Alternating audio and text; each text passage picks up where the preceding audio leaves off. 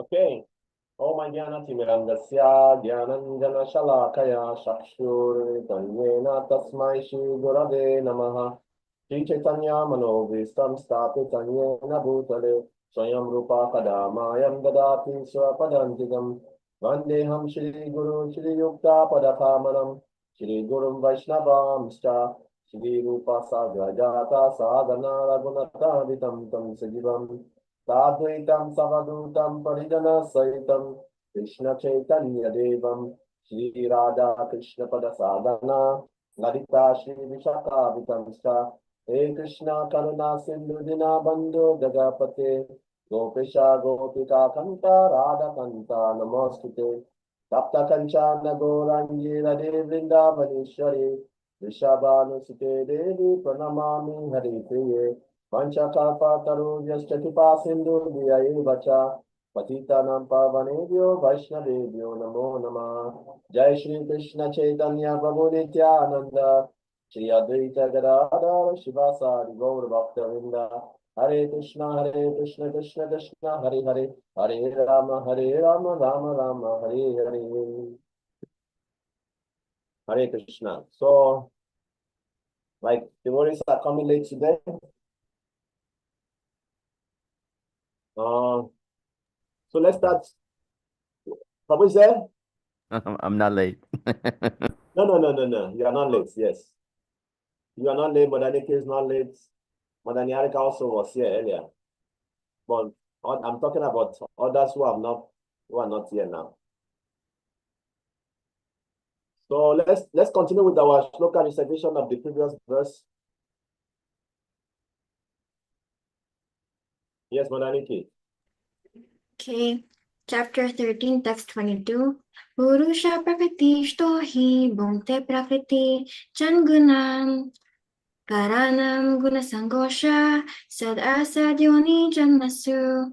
Translation: the living entity in material nature thus follows the ways of life, enjoying the three modes of nature. This is due to his association with that material nature. Thus, he meets with good and evil among various species. Hare Krishna. Hare Krishna. Okay, me next.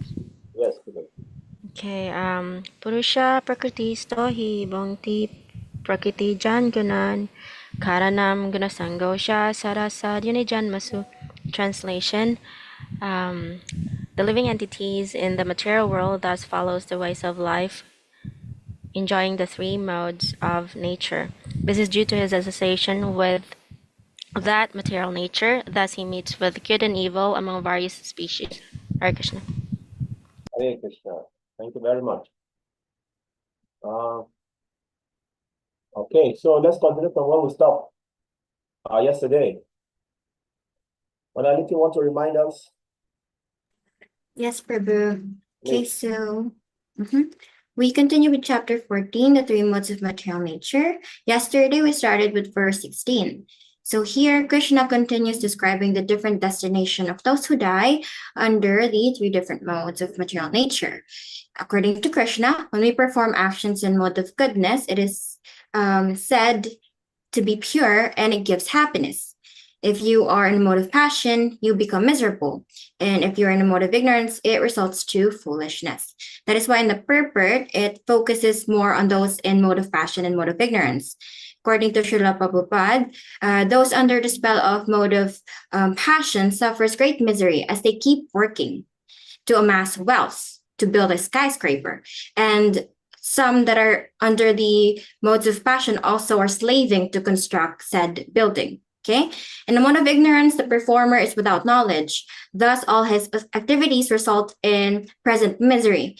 And afterwards, he'll be reborn in animal life, which is also miserable.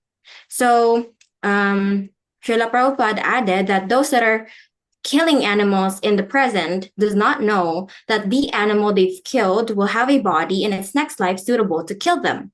This is the law of nature, or karma. Hence, those who indulges in meat eating is understood to be acting in ignorance and is making their future very dark. Okay?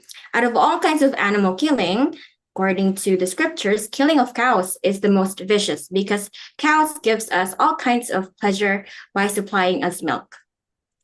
Thus, in the purport, it says here that in a prayer in the Vedic literature, Krishna is the well-wisher of cows and brahmanas, because brahmanas are the symbols of spiritual education and cows are the symbol of the most valuable food.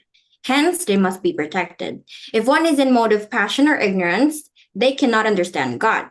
And unless you come to the mode of goodness, like brahmanas that are cultivating the qualities of goodness, you will be in great misery, just like what Srila Prabhupada has explained in the purport. Okay, for verse 17, another description was given by Krishna that those in mode of goodness, they develop real knowledge. Real knowledge, according to our previous learning, is knowing that we are not the body, but we are the spirit soul. Okay. In mode of passion, according to Krishna, greed is developed. And then in mode of ignorance, foolishness, madness, and illusion are developed. Okay, so in the purport, Srila Prabhupada explained that through Krishna consciousness, society will develop the mode of goodness. To stop the irresponsibility of those without actual knowledge, education to develop the mode of goodness of the people must be there so everyone can be happy and prosperous. Otherwise, the world is, the world is, I cannot read it, but otherwise the world will be in modes of passion and ignorance, and therefore there can be no peace or prosperity. Okay? Hence, real knowledge is very important, and only when you're in the mode of goodness that you can truly understand the scriptures and you can truly understand Krishna. Okay? For verse 18, again, the destination of those that are under the different modes of material nature after death are explained once more by Krishna. So those in mode of goodness gradually go upwards to the higher planets.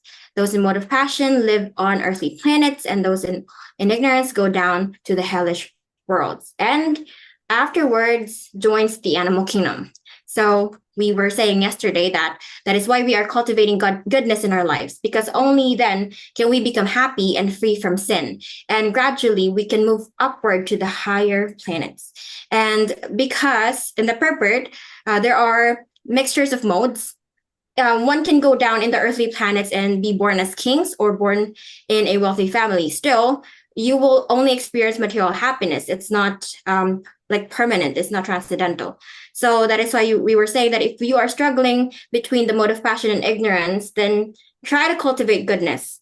And to do that, you need to follow Srila Prabhupada's programs and his teachings, like following the regulative principles, chanting, waking up early in the morning to join the Mangala Arati, to eat food in the mode of goodness, etc. Okay, for verse 19, this is the last one. Krishna has explained that transcending the three modes of material nature, you can only do that if you learn that these three modes does not affect Krishna. He's above them. And only then can you attain Krishna, when you've transcend these three modes. Okay, that is why in the purport, it is actually connected to chapter 4, text 34, that to transcend the three modes of material nature, you need real knowledge. And to have real knowledge, you need to approach a spiritual master. So Krishna is the principal spiritual master, but since we are just human beings, it's only possible for us to approach a bona fide spiritual master in the form of the gurus in the Philippines or gurus in other countries. So only then can you really transcend the three modes, by approaching a bona fide spiritual master. That's it, Prabhu. Hare Krishna. Thank you very much. So we're going to continue from where we stopped. So we're going to continue from text number 16. No. We 20, stop at 20. sorry. Because I didn't use my computer yesterday. So I'm seeing where we stopped the previous day. So we're going to test 20. Okay. So Krishna is going to speak more about the nature of this transcendental nature, and Arjuna is going to put question forward to Krishna. So Krishna, the question is very similar to what Arjuna asked in chapter 2. We'll still come back to that also. Arjuna asked some kind of similar question to what he So what he asked in chapter 2. This question is similar. So let's go on. Guna etam atitiam trimdei deha samudbhavam janma mritu jara brukai vimukta mrita ashnute. So here he's saying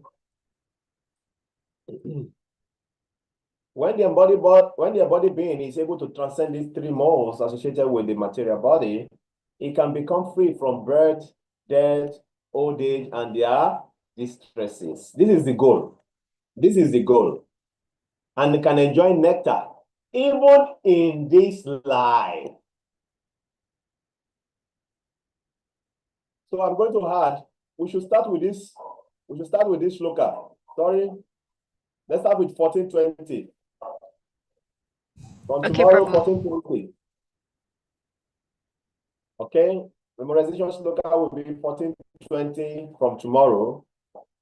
Then if you have more power, you can add 1426 together. But 1420, we have to learn this one first. Krishna is saying here, when the body being is able to transcend the three modes associated with the material body, it can become free from birth, death, old age, and their distresses, and can enjoy nectar even in this life. What does that mean? Is that the soul is completely aloof and transcendental beyond the modes. The modes are only affecting the body. The three modes only affecting our body, because why? The body is the product of the material nature. The body is a product of material nature. So the modes of nature has influence on the body, but not on the soul. And that is why it's very important for us to transcend the mode so that we can become happy. If that true happiness we are looking for, unless we learn to transcend the modes of nature, we cannot get it. Because the modes of nature, as long as it continues to play, it will be bringing reactions. Sometimes the reactions are sweet, sometimes the reactions are bad, sometimes the reactions are, so good and bad reaction you'll be getting, like Krishna mentioned in 13:22. You see, sometimes the reaction is good, sometimes the reaction is bad. So as long as we are in this kind of good and bad reaction, we will not be happy. So when we transcend the mode, then we will not be affected by all the reaction of this influence of the three modes of material nature. Okay, so let's read Prabhupada's purport. I read it, Prabhu. Yes, Mata, please. How one can stay in the transcendental position even in this body. In full Krishna consciousness is explained in this verse. The Sanskrit word dehi means embodied. Although one is within this material body, by his advancement in spiritual knowledge, he can be free from influence of the modes of nature. He can enjoy the happiness of spiritual life even in this body because, after leaving this body, he is certainly going to the spiritual sky, but even in this body, he can enjoy spiritual happiness. In other words, devotional service in Krishna consciousness is the sign of liberation from material entanglement. And this will be explained in the 18th chapter.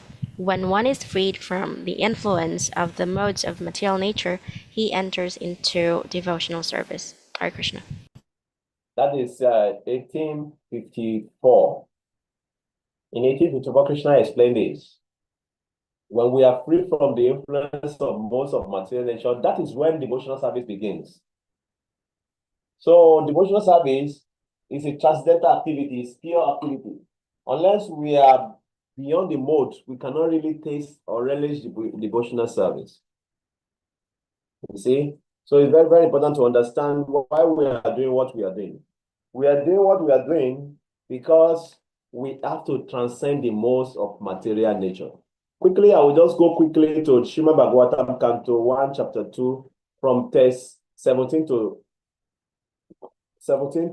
21 or something. Let's read it together. 1 to 17. Very nice. Papa loved this, this series of verses. He loved these verses that he used it to compose music when he was going to America. So we are going to read the translation. Please, you read it. I'm going to. Can you see my screen? Yes. Yes, Prabhu. Yes. Okay, you can read the translation. Shri Krishna, Yes.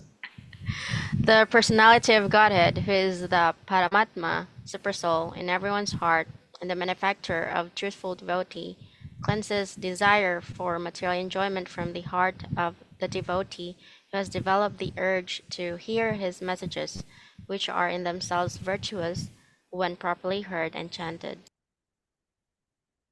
Prabhupada many a times mentioned in his purport, he has created ISKCON to give opportunity for people to hear about Krishna. Because the power for transformation is in that hearing about Krishna. And that is what this verse is saying. So let's go to the next verse and read it.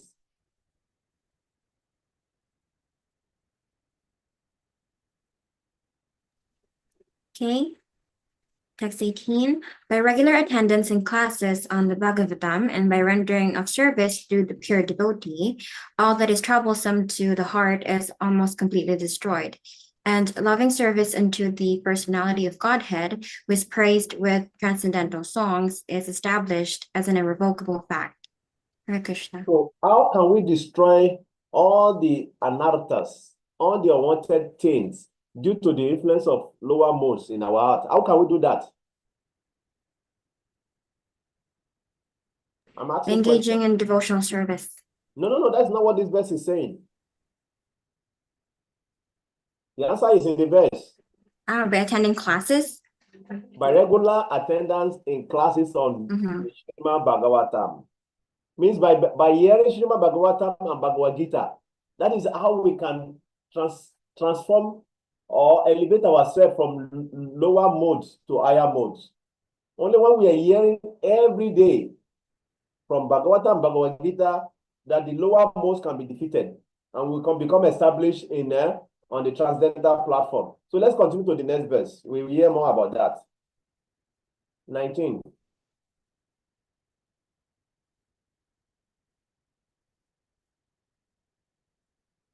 Who wants to read? I read it, Prabhu. As Yes, soon as please. irrevocable loving service is established in the heart, the effects of nature's modes of passion and ignorance, such as lust, desire, and hankering, disappear from the heart. Then the devotee is established in goodness and he becomes completely happy. You see, the happiness is on the mode of goodness. But only when we are develop urge to hear about Krishna can we be liberated from the effect of the lower modes, passion and ignorance. Very, very important. This is how important hearing is. Here, using Srimad Bhagavatam and Bhagavad Gita. Then we can be able to transcend the modes and come to the mode of goodness. And we cannot stop there. The next verse mention that.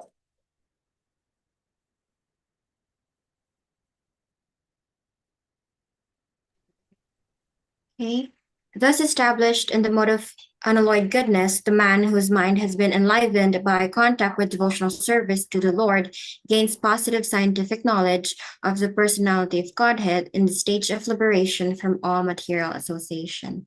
So Hare Krishna. when thank you very much, if we become fixed on that goodness, then it becomes unalloyed goodness, pure goodness, which is Sudasattva. Sudasattva is transcendental goodness, beyond the ordinary modes of goodness. Only on that level we can get what we call Vigyan, realized knowledge. We become fixed on part of devotional service. Let's read 22, which is the last one we're going to read for today. Then we'll go back. 21, sorry. Thus the knot in the heart is pierced, and all misgivings are cut to pieces. The chain of fruitive actions is terminated when one sees the self as master. Thank you. So that is it. That is the point of trying to elevate ourselves from the lower modes, to become liberated from the bondage of passion and ignorance. Then when we become fixed in devotional service, then we even transcend this mode of goodness and come to the Sudasattva, which is on the platform where a devotee can see Krishna face to face. You want to see God, you have to bring yourself to the platform of pure goodness.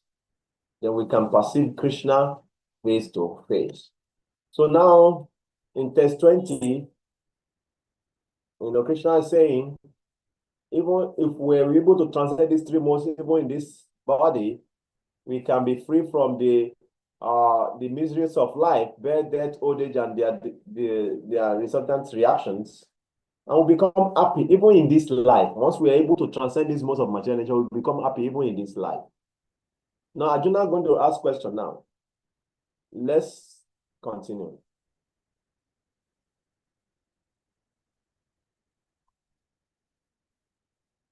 We have read the purpose of this one? Yeah. Yes. Yes. So Arjuna is going to ask his question now. This question of Arjuna is similar to the question he asked in chapter 2, text 54. Just that here, Arjuna asks, how can we transcend the modes? He didn't ask that in chapter 2, text 54. Let's read this, then we'll go back and read chapter 2, text 54. Arjuna vacha kainigas guna etam atito babati prabho kimachara katam chaitam triguna ati vartate. Arjuna inquired, "Oh, my dear Lord, by which symptoms is one known who is transcendental to these three modes? What is his behavior? And how does he This is the only question that makes this different from test 2. How does he transcend the modes of nature?" Let's read, somebody open to 254, and let's listen to the Arjuna question there also. Okay, text 54. Arjuna said, "O Krishna, what are the symptoms of one whose consciousness is thus merged in transcendence? How does he speak? And what is his language? How does he sit? And how does he walk?" Okay, Arjuna asked for the symptoms, and Krishna explained everything in details to him. But he didn't ask there, how does he transcend that modes of nature? So Krishna explained in chapter 2 the symptoms of one who is on the transcendental level. That is what Arjuna is asking in chapter 2 there. What is the symptom of one who is already fixed in transcendental level? But he doesn't ask, how does he transcend it? So here he's adding that question. He will also know, how does that person transcend these modes of nature? Okay, so let's read the purport. Not very long. Yeah, read it, Prabhu. Yes, In Mother. this verse, Arjuna's questions are very appropriate. He wants to know the symptoms of a person who has already transcended the material modes. He first inquires of the symptoms of such transcendental person. How can one understand that he has already transcended the influence of the modes of material nature? The second question asks how he lives and what his activities are. Are they regulated or non-regulated? Then Arjuna inquires of the means by which he can attain the transcendental nature. That is very important. Unless one knows the direct means by which one can be situated always transcendentally, there is no possibility of showing the symptoms. So all these questions put by Arjuna are very important, and the Lord answers them. Hare Krishna. Thank you very much. Prabhupada was confirming that unless one knows the direct means by which one can be situated, always transcendentally, then there's no possibility of showing the symptoms. Because Arjuna already has the symptoms, Krishna gave detailed knowledge in chapter 2 about the symptoms of one in transcendental state. But he never asked at that point, how does one transcend that? So that is what is added in this particular question. Okay, so let's now listen to Krishna's reply on what are the symptoms. He replied by giving the symptoms first before answering, giving the answer to how does it transcend. Shri Bhagavan Vacha Prakasham Cha Pravitim Cha Mohan Eva Cha Pradava Nadrishti Sampravish Pritani Nadnivritani Kanchati Udasina Vadasino Gunayo Vana Vichayate Gunavantanta Idiyam Yo Vasitati Negate Samaduka Duk Sukam Swasta Samalosasma Sanchana Tuya Priya Priyo Dayas Tuya Nidantma Samstuti Manapamanayo Tuyas Tuyo Mitrari Prakshayo Sarvaramba Parityagi Gunatithasa Uchate So Arjuna asked, Krishna replying, the Supreme Personality of Godhead said, O son of Pandu, he who does not hate illumination, attachment, and delusion when they are present, or long for them when they disappear, who is unwavering and undisturbed through all this reaction of material qualities, remaining neutral and transcendental, knowing that the most alone are active, who is situated in self and regard alike happiness and distress, who looks upon a lump of earth, a stone, and a piece of gold with an equal eye, who is equal towards the desirable and undesirable, who is steady, situated equal well in praise and blame, honor and dishonor, who treats alike both friend and enemy, who has renounced all material activities. Such a person is said to have transcended the most of nature. Is that clear? I don't think this needs further explanation. It's very clear. Very, very clear. Krishna made it very clear. Anyone, a layman can understand the symptoms of transcendence from this verse or these verses, isn't it? So you tell me, which of these qualities are you struggling with presently? And how do you want to transcend it? Probably this one, Prabhu. Who treats alike both friends and enemy. Quite difficult. Very good one, huh? So how do you want to apply that practically into your life now? That's very difficult, Prabhu. Uh, how do I want to apply this one in my life? I think, Prabhu, it's just like Sri Krishna says, to remain equipoised in honor and dishonor. To remain equipoised in anything that happens or that comes into your life. So that's very difficult, but it's something that has to be worked on. You know why you have to treat your friend and enemy equally? Prabhu, can you repeat that, please? Huh? You said what? He said if we know why we have to treat friends and enemy equally. Yeah, that's what my question. She's asking what was you were asking. Yeah, that's what I was asking. We have to treat friend and enemy equally because that makes us to be on a neutral point. Like Krishna is always emphasizing, we should be neutral in happiness and distress, blame and honor. So treating friend and enemy equal alike also make you to be in a neutral point also. Because what happened is that in the material world here, sometimes people get hurt seriously because their friends betray them. Oh, my friend, how can he do that to me? I was thinking he's my friend. Oh, wow. Like that. So if you're on a neutral point, then it will not affect you like that. That's why Krishna is always saying we should cultivate this neutral, nature. Because then we are not too attached and we are not too averse, Krishna is always emphasizing, like the other day I was listening to one young boy who was said, he's 11 years old, who was said he was an incarnation of a Buddhist master in his previous life. I've forgotten his name now. I will have mentioned his name. Forgotten his name. But when you see the boy, he's 11 years old, he was speaking in the presence of very old Buddhist monks. So one of the things I heard in his lecture was, he said, for you to become divine, to enter into divinity, you have to always take the middle path. And if you look at this principle Krishna mentioned here about transcendence, is always talking about middle part.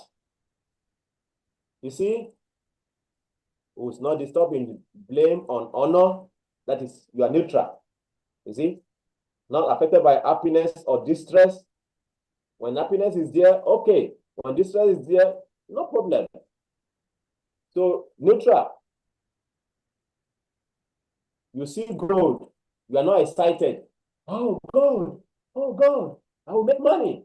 You see, or you see stone, you are not disturbed. So you see gold. That one is very difficult actually. To see lump of gold, lump of earth, stone, and piece of gold with an equal height. For us, we know it's not easy because immediately you see gold, you see money. But here Krishna said they should be considered to be equal. And it's true. The earth is not different from gold, just like gold is another transformation of earth, which we have given. We are the one who has given appreciation to gold. Okay? So one who is on the transcendental level can understand this point.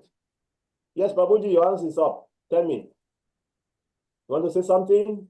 Yes, I think I know the answer already, but I find I have sorrow for the suffering of others, and sometimes it consumes me a bit. Um, and some of my activities are directed towards that. I don't know how to turn that off. In terms sorrow for in terms of can you give example? Yes, Example? just like the suffering of the people in Ukraine or Russia, or the suffering of people in Gaza or someplace like, Okay. or just Yeah, people suffering in my neighborhood, just seeing that kind of suffering. yeah. I mean that your heart is very, very soft, which is very good. That is the qualification of you realizing Bhagavad Gita. Because that was Arjuna's real level of consciousness in the beginning of Bhagavad Gita. He doesn't want to see anyone suffer. And that was his qualification for him to accept Bhagavad Gita. Because the Krishna said, okay, now this is your consciousness, so you are qualified to receive this knowledge. So it's a very good,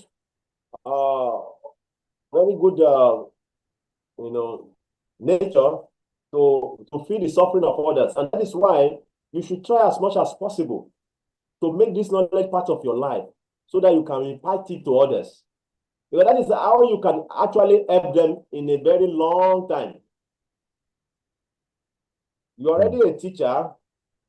So when you now study this scripture very scrutinizingly, then you can teach it to others. Then you can really help them. Because Papa said in one of the purport in chapter 2 that what is the use of saving the cloth of a drowning man? Okay? Somebody is drowning and you want to help the person. The only thing you can pick is his cloth. And the man still drown anyway. And you are showing everybody, hey, I saved him. And what is the man? Oh, this is his cloth. And they're asking you, you have not saved him. So trying to help people materially is okay. Okay, give them food, give them this, give them money or that. It's like saving the cloth of a drowning man. But when we give them spiritual knowledge, then you can ultimately save their soul, which is eternal. So that is what Prabhupada is always emphasizing about the compassion for others, that we should try to share Krishna consciousness with everyone and anyone. And those who cannot understand the knowledge, you can encourage them to chant the holy names of Krishna. They will get some piety also, just by chanting. So it's very, very important that you are studying Bhagavad Gita. So just try to understand it at your own free time. Also, try to really read all these verses and purport to understand it in your own way, and devise a means to share the knowledge in the community you are in that place, Prabhu. You can start a preaching center in your place, actually. I'm serious. You can do that because you already have that compassion, that soft heart for helping others. So once you become more convinced about the importance of this knowledge for others, then that compassion can be transformed into love to helping them by giving them this knowledge of Krishna consciousness, teaching them how to practice. And in that way, you can bring people into eternity also, eternal life. You see? So yeah, it's a good nature to have feelings for the bad condition of others. Yeah, if we have, like we are doing Food for Life also here, you can organize Food for Life in Vietnam, where you are. You can organize Food for Life. You know, one thing about changing the world is that you may not be able to change the whole world, but you can make a difference in the corner where you are. And sometimes when you continue to make that difference in your corner, you'll be surprised that little thing can become big thing one day. You see? So yes, you can start Food for Life in your place. You can organize college preaching by going to the schools, making a nice presentation about karma, reincarnation, vegetarianism, teaching them how they can better their life and come to the mode of goodness. So in a little way, you can show this your compassion by trying to help in this way. Is that okay, Prabhu? Thank you very much. Hare Krishna, Prabhu. Hare Krishna. Okay. So Hare Krishna. So yeah, you can see. So Krishna, like I was saying, Krishna said, like I was mentioning about that boy, the Buddha monk, I've forgotten his name now, I'll remember later, or I will check for it. He was saying that the path of liberation is the middle path. So Krishna is saying, situated equally, well in praise and blame. You are not disturbed by when you are being praised, and you are not, depressed when you are being blamed. You see, honor and dishonor. You are equally the same with honor and dishonor. How does that work? Like we see many of our gurus. Some people go to the internet and start spawning their names. Oh, this guru did like this when it was like that. He did this when it was like that. Big stories about this particular guru. It doesn't stop the guru from chanting his Hare Krishna. It doesn't stop him from doing his preaching. It's not bothered by what somebody is talking about in his spiritual life. That is remaining equal. And some people, they glorify him on his worship him. It's not disturbed. That does not stop him from chanting. It doesn't stop him from study about Krishna. It's not carried away by all these things because he knows that he has to focus on Krishna. That is remaining equal. Friend and enemy. Who treats friend and enemy? We have to cultivate this. Like I said, in this world, there's no permanent friend and permanent enemy. There is no permanent friend and permanent enemy. You see, today somebody may be your enemy, and when you displease the person, it turns out to become your friend. Somebody may be your friend, your enemy friend today. When you displease him or her, it becomes your enemy tomorrow. And somebody is your enemy today. When you perform something that is pleasing to that person, it started coming closer to you and become your friend. That is why it's very important to try to treat friend and enemy equally. Okay? So these are some of the symptoms of one who have transcended the mode. It doesn't hate illumination with the attachment, and you see, delusion. And when it disappears, it's not disturbed by all these things.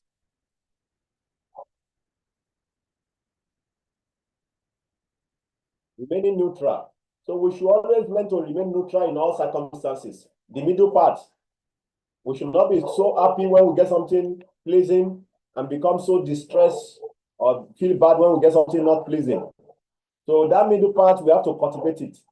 And we can only do that by engaging in devotional service. So let's read the purport. Papa will explain further more about that. Or Krishna will answer that in the next verse. I'll read it, Prabhu. Yes, please. Arjuna submitted three different questions, and the Lord answers them one after another. In these verses, Krishna first indicates that a person transcendently situated has no envy and does not hanker for anything. When a living entity stays in this material world, embodied embodied, embodied by the material body, it is to understood that he is under the control of one of the three modes of material nature. When he is actually out of the body, then he is out of the clutches of the material modes of nature. But as long as he is not out of the material body, he should be neutral. He should engage himself in the devotional service of the Lord so that his identity with the material body will automatically be forgotten. When one is conscious of the material body, he acts only for sense gratification. But when one transfers the consciousness to Krishna, sense gratification automatically stops. One do not need this material body and he does not need to accept the dictations of the material body. The qualities of the material modes in the body will act, but as spirit soul, the self is aloof from such activities. How does he become aloof? He does not desire to enjoy the body, nor does he desire to get out of it. Thus, transcendently situated, the devotee becomes automatically free. He need not try to become free from the influence of the modes of material nature. The next question concerns the dealings of a transcendentally situated person. The materially situated person is affected by so called honor and dishonor offered to the body. But the transcendentally situated person is not affected by such false honor and dishonor. He performs his duty in Krishna consciousness and does not mind whether a man honors or dishonors him. He accepts the thing that are favorable for his duty in Krishna consciousness, otherwise, he has no necessity for anything material, either a stone or a gold. He takes everyone as his dear friend who helps him in his execution of Krishna consciousness, and he does not hate his so called enemy. Is equally disposed and sees everything on an equal because he knows perfectly well that he has nothing to do with material existence. Social and political issues do not affect him because he knows the situation of the temporary upheavals and disturbances. He does not attempt anything for his own sake. He can attempt anything for Krishna, but for his personal self, he does not attempt anything. By such behavior, one becomes actually transcendently situated. Hare Krishna. Very, very important for us to cultivate this. Like Papa mentioned here, it becomes neutral. Where is it? Say, when a living entity stays in the material world embodied by the material body, when a living entity stays in the material world embodied by the material body, it is to be understood that it's under the control of the three modes of material nature. When it's actually out of the body, then it's out of the clutches of the three modes of material nature. But as long as it's not out of the body, it should be Neutral. yes. It should be neutral. Thank you very much. So it means that as long as we are in this body, pleasure will come, miseries will come. We should always find a neutral. We should always try to be neutral in such situations. We should always try to be neutral. Okay, enjoyment is there. Krishna, thank you. I don't know, I don't deserve this, but by your mercy. Thank you very much, Krishna. Miseries come. Oh, Krishna, I don't know how much miserable I will have become, but by your mercy, you make it so little.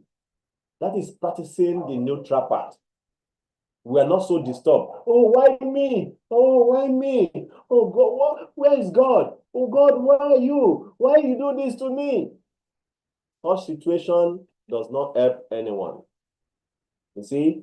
So we should know the nature of the material world. Like Prabhupada mentioned here, as long as you're in the material body, you will be influenced by the three modes of material nature.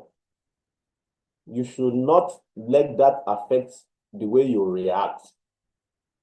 You see, we should always be neutral. Like Krishna Prabhupada mentioned in the purport also, many people, they will come as to help.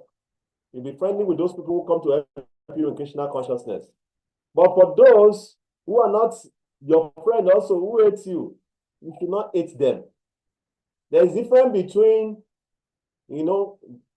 hating people and what's that thing I was looking for?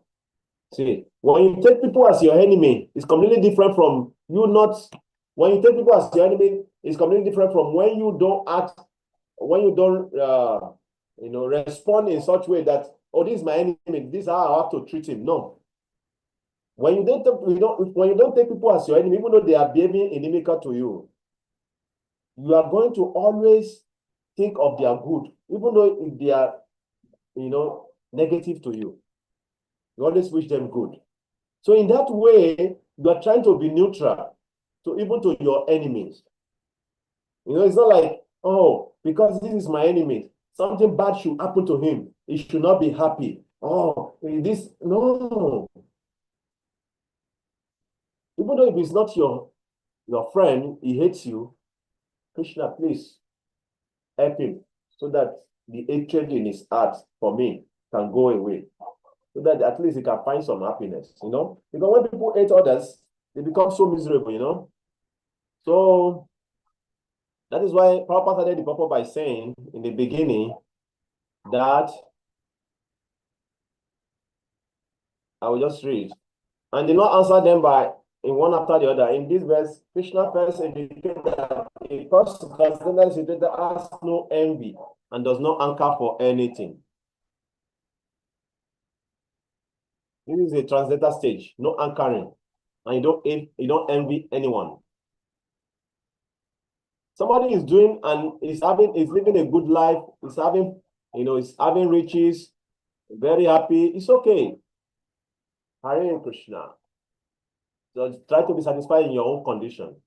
Okay, somehow the other is having whatever position because it's of his karma in his past life. I just need to focus on Krishna. The situation are temporary in this material. But even when you see somebody living a such life, you don't know what they are passing through also. I've seen the other time, I remember me and my friend, when he came to Philippines here, he's from London. So he has another brother, so also a big businessman here in the Philippines.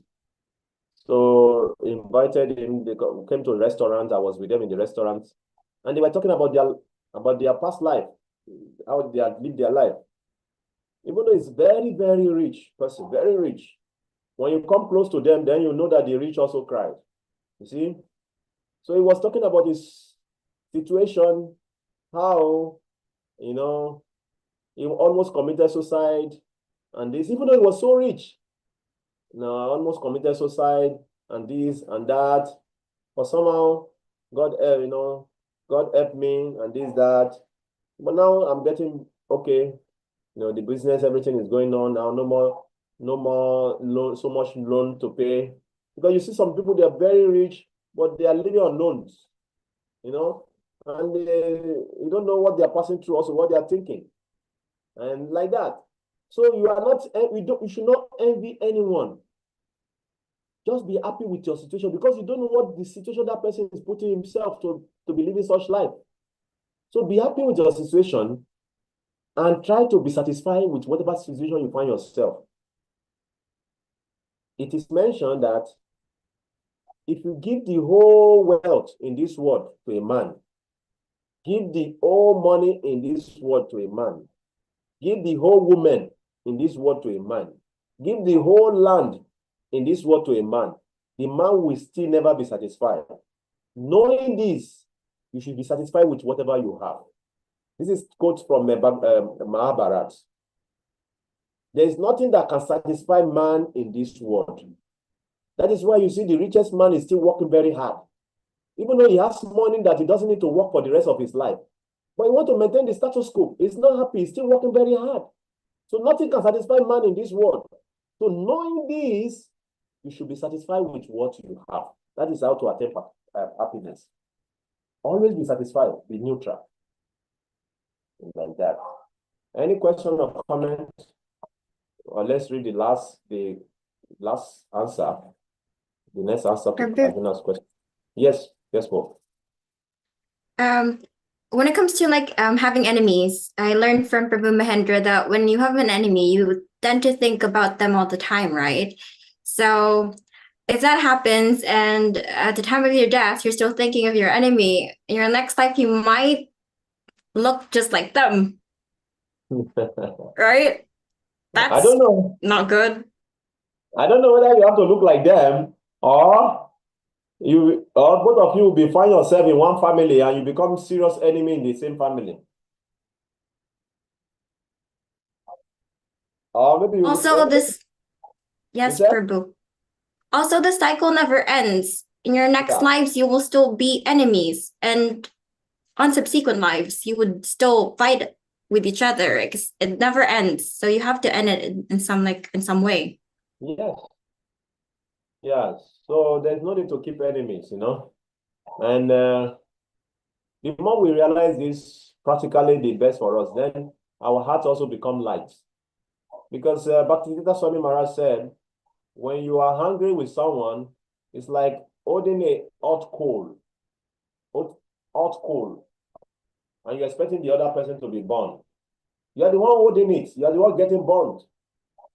But so when you are angry with someone, it's like holding a hot coal and expecting the other person to be hot. So you are the one getting hot. Why can't you just get it out of your heart and your mind and be peaceful and be happy with yourself? So forgive and let go, so that you can at least have a peace of mind. Okay, let's listen to the answer of Krishna. Thank you very much for that. Okay, Mamchayo Vibhyacharina Bhakti Yogena Sevate Sadhuna Samatiyaitam Brahma Bhuyaya Kalpate. So now we have two verses to memorize. One is 14:20 and the other one is 14:26. Okay?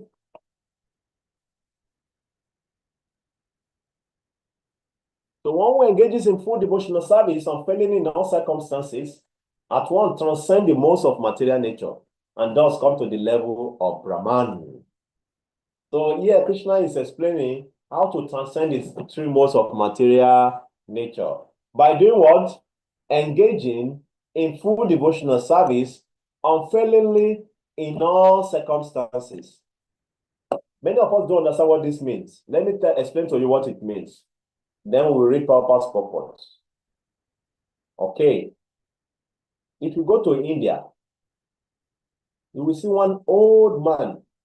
There was one time when we were going to Parikrama in Mayapur. There's one old man. He has been worshiping the deity since he was a young boy. Now he's around 85, 90. He's still doing the same thing. Now he's even bending. He cannot stand straight again. Very old. Still doing the same worship. When we got there, they were telling us the story that this person had been worshiping here for when he was young, and he's still doing the same thing till now. So engaging in devotional service and not giving up in any circumstances is the easiest way to transcend the modes.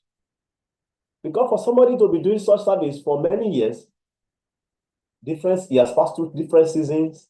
He has passed through so many situations why he should quit that service, but he's not quitting. Yeah, he will have passed so many challenges. Why he should give up that? But he's not giving up. When you're able to transcend all those challenges and keep on doing your service, then you already become transcendental automatically. You don't even need to think about it. You become transcendental. Just passing through all those situations and you are not giving up. So that is what Krishna is telling us here. So for our own situation, we have to be chanting Hare Krishna Maha Mantra, every day of our life, not giving up, reading the scripture every day, even when there's so many reasons. We complain about this, complain about that, find fault in this, find fault in that, but we are not giving up. We continue. We don't allow people to discourage us from the practice. Sometimes we give so many excuses why we will not do whatever we are supposed to be doing. Because we say, oh, this person, that person. No one should discourage us from practicing. Our situation is like His Holiness Kavikarnapura Maharaj gave a very nice example. We have the process, we have the goal. What is the process of this of attaining the goal. The process is chanting of the holy name of Krishna. Hare Krishna, Hare Krishna, Krishna Krishna, Hare Hare, Hare Rama Rama, Rama Rama, Hare Hare. That is the process. What is the goal? Krishna is the goal. Okay? Then we, in between the process and the goal, we have something called organization. Okay, so the organization is there and it's crowded by human beings. And these human beings, they have their own shortcomings. They have their own challenges. So they are the one who has to manage the organization. You see? So even when we belong to the organization, we should not let the challenges of others, the shortcomings of others, the improper behavior of others to discourage us from the goal and to discourage us from the process. What is the process? Chanting. What is the goal? Krishna. We should not allow other behavior to discourage us from the process and the goal. We should not miss the goal and give up the process. Very, very important. Because at the end of the day, the organization is just there for us to come together so that we can encourage each other. But the process is what will take us to the goal. So if you do because of the behavior of others and give up the process, then you will miss the goal. So you should not allow anybody to discourage you from the goal by giving up the process. We have to be very serious about this. We have to always remember this. So we should not give up the chanting of Hare Krishna mantra in any circumstances. Whether it's good, whether it's bad, whether we are happy, whether we are in distress, whether it's cold, whether it's hot, whether they honor us, whether they blame us, whether they dishonor us or they honor us, whatever situation, we should always keep the Hare Krishna mantra on our tongue. Hare Krishna, Krishna Krishna, Hare Hare, Hare Rama, Rama Rama, Hare Hare. And if you do this without giving up in all circumstances, then you'll be able to transcend the modes of material nature. At the end of your life, you'll go back to Krishna. Okay? So let's read the purports. And I read it, Prabhu. yes, please. This verse is a reply to Arjuna's third question. What is the means of attaining the transcendental position? As explained before, the material world is acting under the spell of the modes of material nature. One should not be disturbed by the activities of the modes of nature. Instead of putting his consciousness into such activities, he may transfer his consciousness to Krishna's activities. Krishna activities are known as Bhakti Yoga, always acting for Krishna. This includes not only Krishna, but his different plenary expansions such as Rama and Narayana.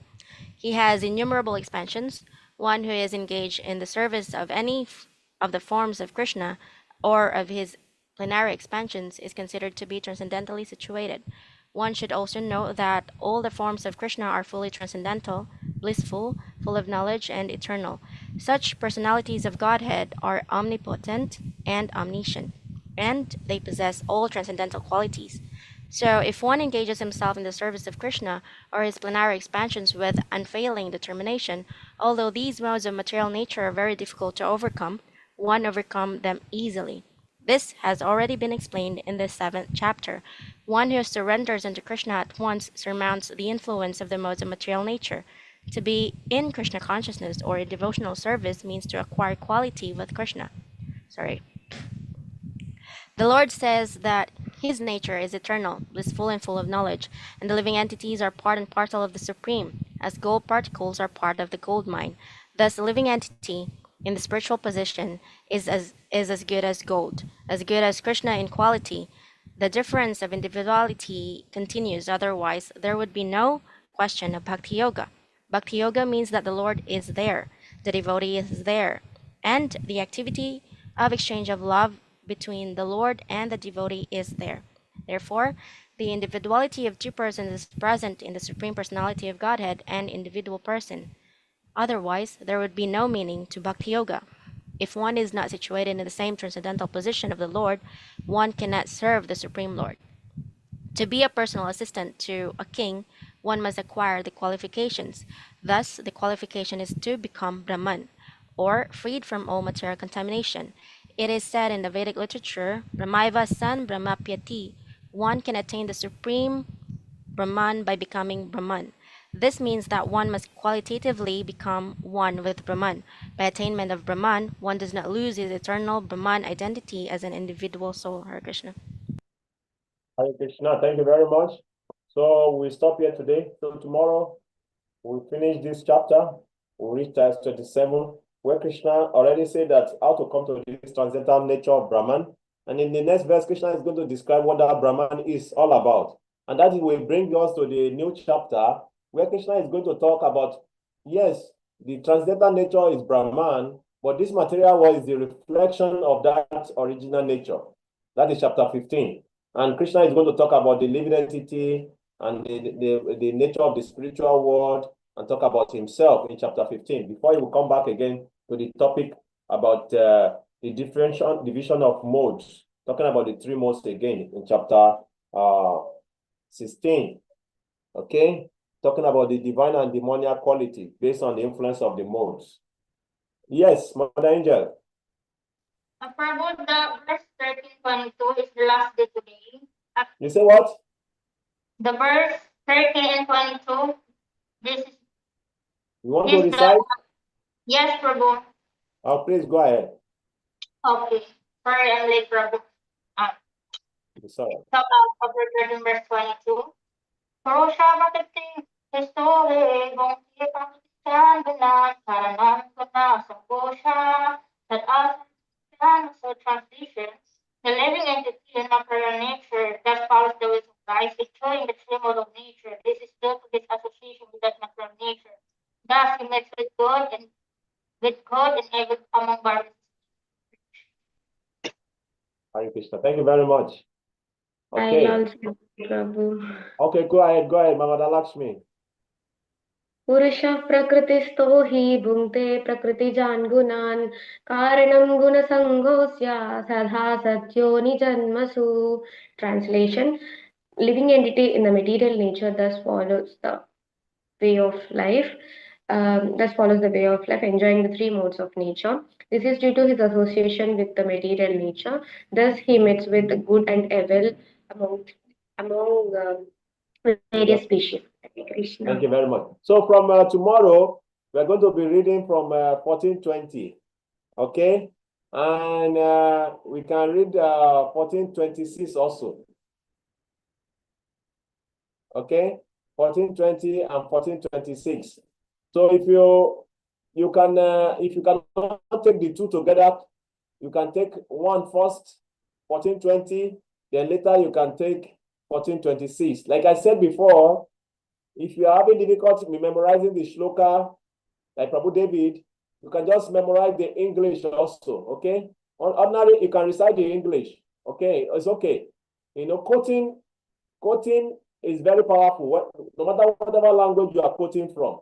Whether in English, in Sanskrit, just to quote someone is very powerful also. Like you are speaking and you just quote. And people respect you when you quote authority.